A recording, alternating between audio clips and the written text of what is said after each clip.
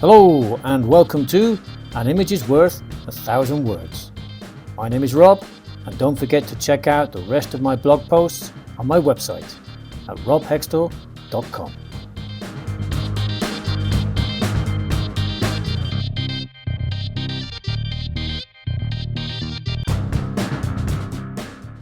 Hello, and it's the end of July, and here in Vitoria we're very close to the start of fiestas. In fact, last week in Pamplona, not far from here, San Fermin finished with all the bull running and all that stuff. And this week we're going to talk about traditions in fiestas. One tradition in Vitoria is the neck scarf you wear during fiestas. I mean, when I came here like 30 years ago, someone gave me one of these, and I thought this was the traditional neck scarf you wear in Vitoria during fiestas.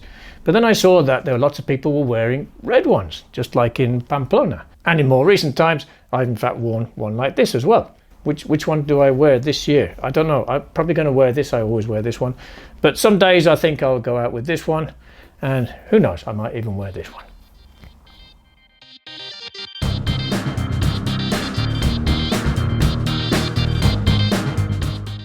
And here is this week's question. How have traditions in fiestas changed over time? Before you start, check that you understand this vocabulary, pause the video to make sure that you understand everything.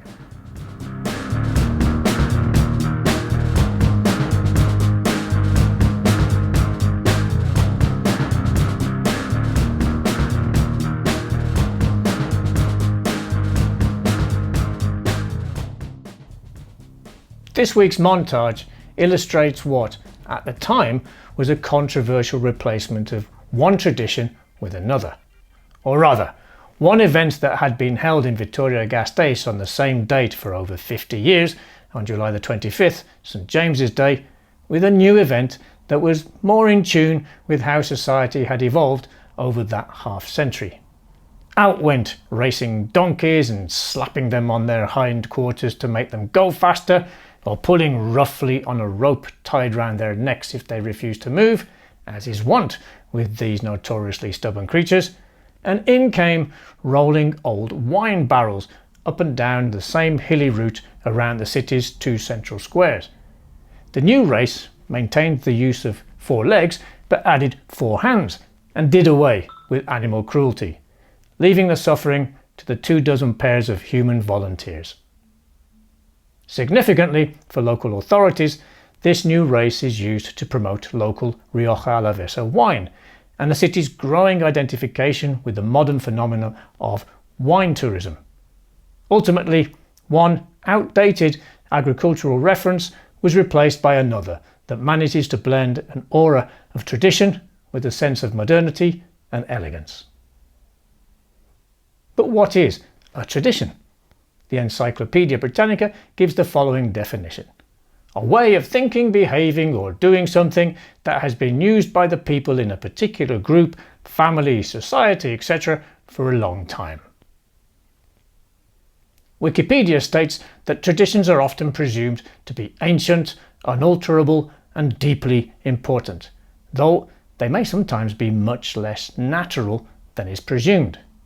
The historian Eric Hobsbawm wrote about the invention of tradition, whereby a new practice or object is introduced in a manner that implies a connection with the past that is not necessarily a true representation of it, such as the early 19th century re-imaging of tartan that projected an idealised version of the Scottish Highlands.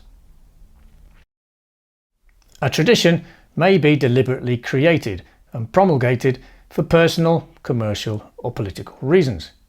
Remembering loved ones we have lost, discounts on Black Friday, or introducing a National Flag Day are all examples of this.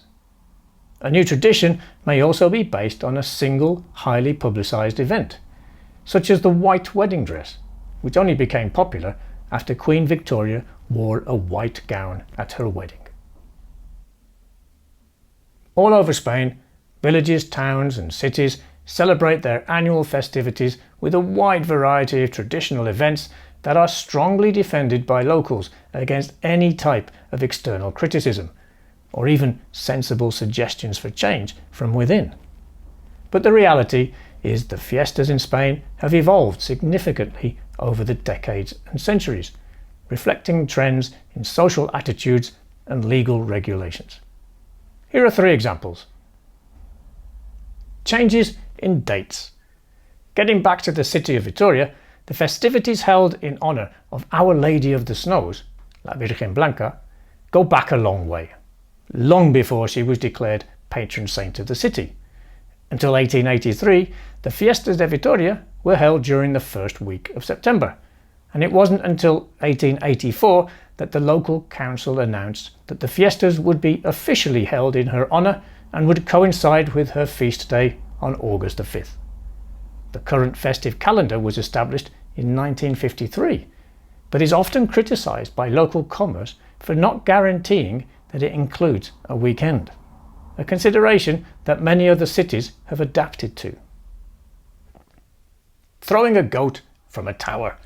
For centuries, in the village of Manganeses de la Polvorosa, in the province of Zamora, a supposed miracle was celebrated by throwing a live goat from the top of a church tower during the annual festival of St. Vincent. A crowd below would attempt to catch the falling goat with a canvas sheet. If the goat survived, and many did not, it was revered and paraded through the village. Due to animal cruelty concerns, the practice was banned in 2000.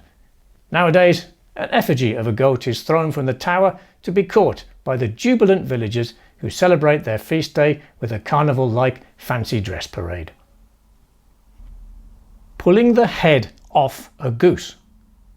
During the festival of San Antolin in the Basque fishing port of Lecatio, a tradition called Antza Reguna involves participants trying to pull the head off geese that are greased up and then hung from a rope extended across the harbour. For 3 centuries, only live geese were used, but in the 1980s, following protests, these were substituted for dead ones. At the start of the 21st century, the first plastic geese were tested, and since 2022, the festival has been celebrated exclusively with rubber geese.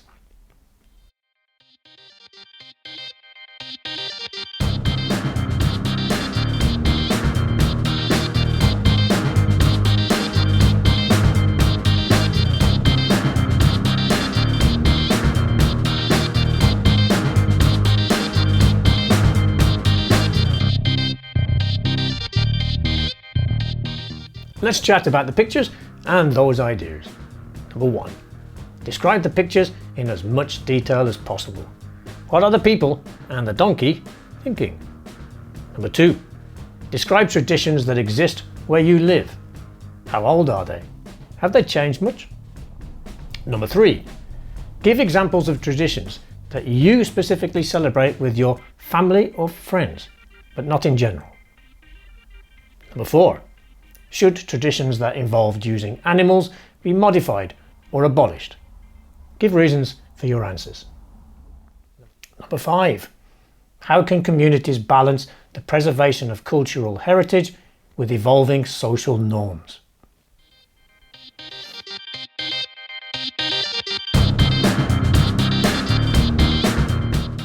And here's a quick activity for you. Think about where you live. What new tradition could you create for future generations? Describe what it would be and how you would celebrate it, and consider how it might evolve and change over time. Thank you for watching. I hope this was useful. Have a great day, a great week, and an absolutely fantastic weekend. And enjoy fiestas if there are fiestas in town or somewhere nearby.